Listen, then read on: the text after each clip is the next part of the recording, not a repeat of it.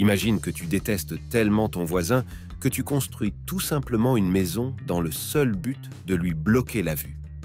Cette histoire est tellement folle que tu ne pourras pas y croire.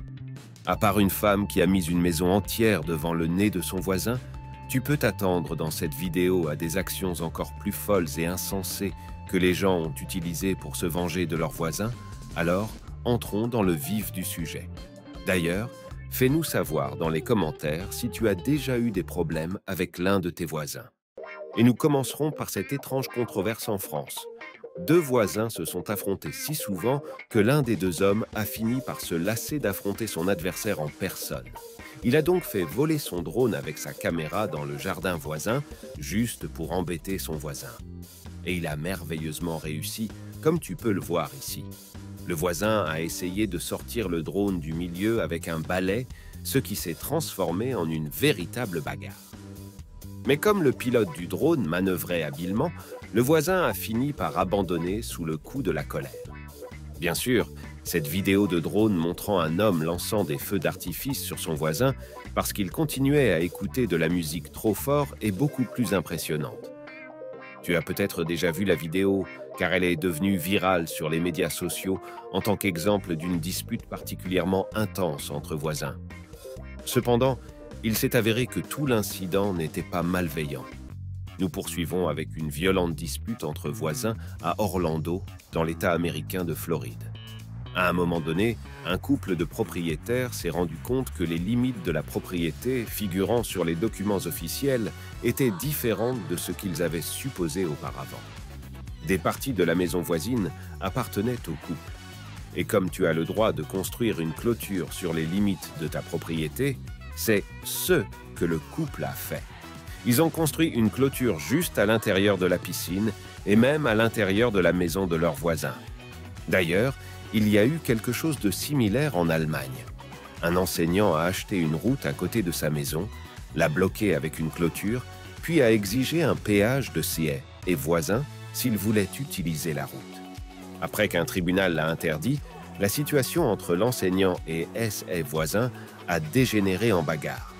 L'histoire se poursuit avec Brian Jull, originaire de la petite ville de Sequim, dans l'État de Washington, aux États-Unis. L'Américain était en conflit avec ses voisins depuis des années, mais lorsqu'ils ont osé peindre leur maison en violet, Brian est devenu fou. À ses yeux, une maison aussi colorée ne s'intégrait pas dans le quartier. L'Américain est donc monté sur son tracteur avec sa tondeuse à gazon et a passé des heures à tondre d'énormes jurons dans un pré voisin, accompagné d'une grande flèche pointant vers la maison des voisins. D'ailleurs, les lettres incriminées sont tellement énormes qu'elles sont même visibles sur Google Maps. Passons maintenant à la maison dont nous t'avons parlé au début, celle que l'on appelle la Moon Lake Pie House, que tu peux voir ici, ressemble à une part de tarte vue d'en haut. Alors qu'elle fait environ 4,5 mètres de large d'un côté, de l'autre, elle ne fait qu'environ 2 mètres de large. Elle est aussi remarquablement mince et se trouve directement devant un bâtiment résidentiel plus grand. En raison de son étrange disposition, cette maison aux États-Unis te fait immédiatement te demander pourquoi elle a été construite de cette façon. Une femme qui vivait avec son mari dans une grande maison n'a reçu qu'une petite partie des biens communs lorsqu'ils ont divorcé en 1925. Il s'agit du jardin de devant. Comme le couple était très éloigné et que la femme voulait se venger, elle a fait construire la Moon Lake Pie House sur ce petit jardin de devant après le divorce. De cette façon, elle a complètement exclu son ex-mari, qui est resté dans la maison plus grande, mais sans la belle vue. Par ailleurs, on trouve également une maison de la vengeance similaire à Beyrouth, au Liban. Lorsque deux frères se sont disputés dans les années 1950, l'un d'eux a construit une maison de moins d'1 mètre de large, mais de 11 mètres de long, uniquement pour bloquer la vue de son frère sur la mer. L'homme de notre prochaine histoire serait sûrement heureux si ses voisins se contentaient de tondre leur gaz avec des mots injurieux comme avant.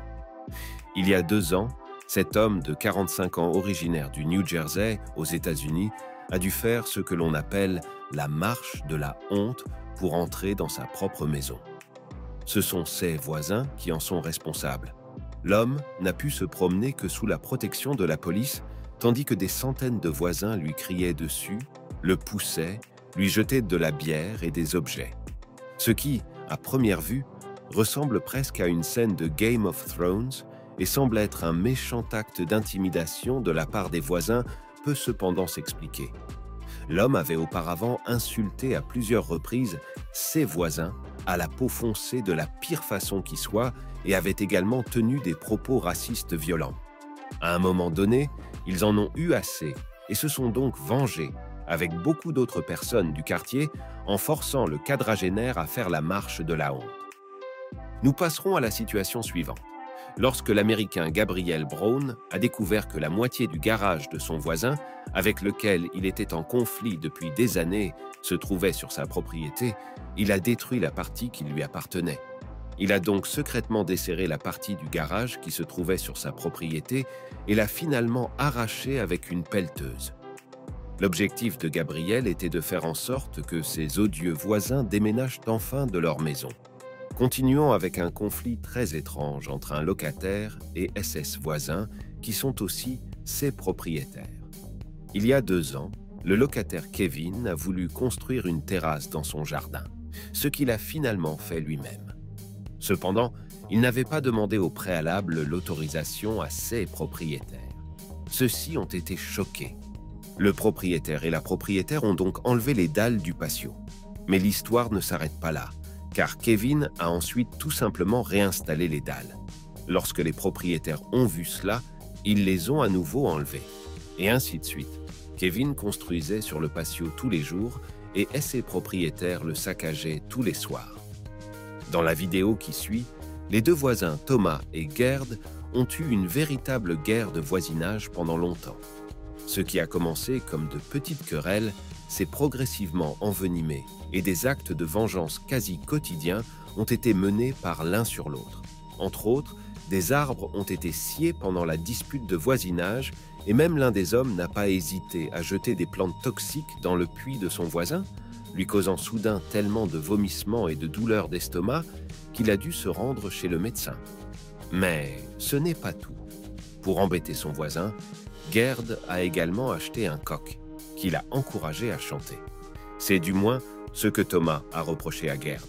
Celui-ci, à son tour, a accusé son voisin, entre autres, de dégradation de biens et de volume.